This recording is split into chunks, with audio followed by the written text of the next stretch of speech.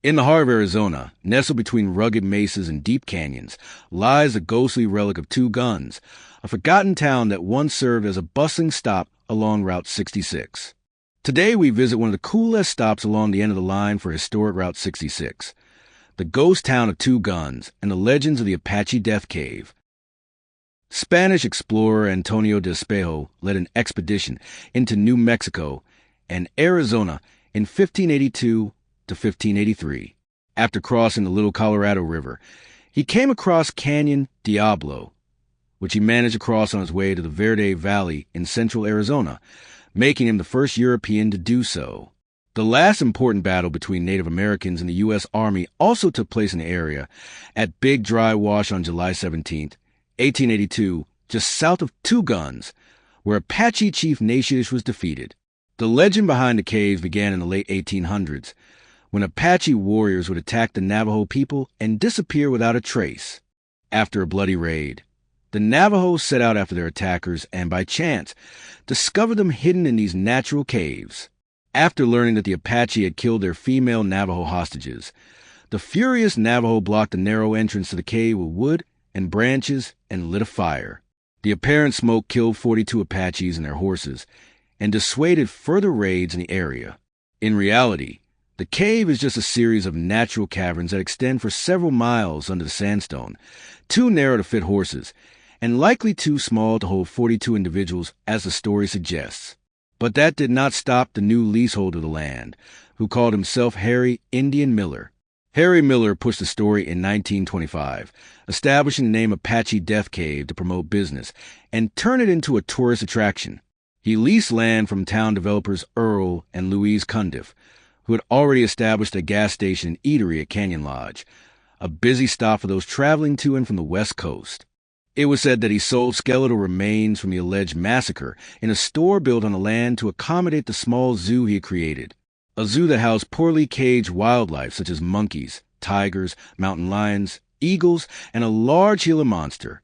Harry Indian Miller seems to have built up some bizarre karma, not only from impersonating a Native American and looting the Apache Death Cave, but also from becoming embroiled in a dispute with town developer and landlord Earl Cundiff. Miller pulled a gun and shot Cundiff to death during an argument. The courts later acquitted Harry Miller of all charges. Following that incident, Miller was mauled by two of the mountain lions he owned and bitten by a venomous Gila monster. Falling ill, Miller and his wife left Two Guns, never to return after 10 years of leasing the land. By the end of the 1930s, Remy Jim Giddings established a trading post with a service station at the site. The period from 1945 through 1965 was a heyday of Route 66, bringing visitors from all over the United States to the now famous road. By the time S.I. Richardson bought the place in 1950, the zoo was already closed, which led him to lease the land to several operators before finally selling it to Benjamin Dreher.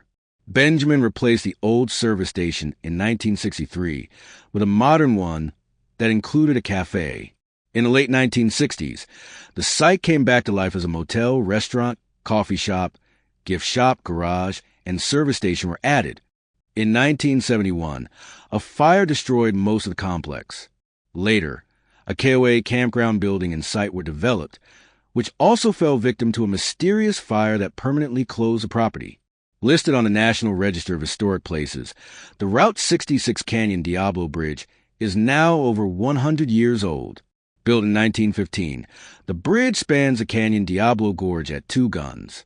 The bridge leads to what now remains of the Two Guns Zoo and various buildings Miller and others once attempted to construct.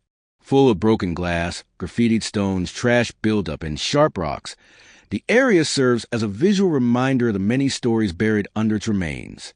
Located along the same canyon lies another stretch of land filled with mystery and ghost stories. Canyon Diablo. Originally built as a railroad town in 1880, Canyon Diablo came to a halt when construction paused until a bridge could be built across the canyon. Financial difficulties caused further delays, and it wasn't until 1890 that the railroad bridge was finally completed. When the town was born, it took the canyon's name, fitting for the reputation the settlement would soon earn. With no law enforcement in place, Canyon Diablo quickly became a wild and lawless frontier outpost. Drifters, gamblers, and outlaws poured into the town. With the nearest lawmen nearly 100 miles away, the town gained a reputation for being meaner than Tombstone and Dodge City combined, with many of its citizens ending up in a local cemetery. The saloons, gambling dens, and brothels never closed. They ran 24 hours a day. The town mostly consisted of shacks, with 2 rows of buildings facing each other across a rocky road on the north side of the railroad right-of-way. The street, aptly called Hell Street, included 14 saloons, 10 gambling houses for brothels, and 2 dance halls. Wedged between these were a couple of eating counters, a grocery, and a dry goods store. With a population nearing 2,000, a regular stagecoach operated between Flagstaff and Canyon Diablo, though it was often the target of robberies. When Canyon Diablo finally hired a peace officer, the first one pin on a badge at 3 p.m. and was laid out for burial by 8 p.m. that same day. 5 more men tried their hand at marshaling the town. None lasted more than a month before they too were killed. Boot Hill Cemetery filled up fast. At one point, 35 graves could be seen with wooden markers and stone-covered mounds. All are gone today, except that Herman Wolfe, a trader who died in 1899, the only one known to have passed away peacefully. Once the railroad bridge was completed, the town began to fade, still dangerous. The remaining residents even requested that the army take over law enforcement. But before help arrived, the town had already dried up and the outlaws had moved on. Today, several foundations can still be seen at Canyon Diablo, along with the grave of Herman Wolfe and the original limestone footings for the old railroad trestle, since replaced with a steel archspan. Canyon Diablo's reputation as a site of death and danger didn't just come from outlaws. The land itself seemed to conspire against the unlucky. The steep drops, jagged rocks, and deep ravines create a constant sense of danger. Over time, it became a symbol of the lawlessness that once defined the American West. Today, both 2 guns and Canyon Diablo stand as ghostly reminders of the violence and struggle that shaped this region. 2 guns, once a lively waypoint on Route 66, now lies abandoned, with only ruins left to mark its existence.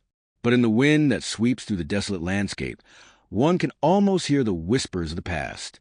The spirits of the Apache warriors, the lost travelers of Canyon Diablo, and the outlaws who once called these lands home. Their stories have not been forgotten.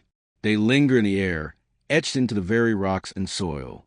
Visitors who make their way through this desolate stretch of desert often speak of a sense of unease, of feeling as though they are not entirely alone.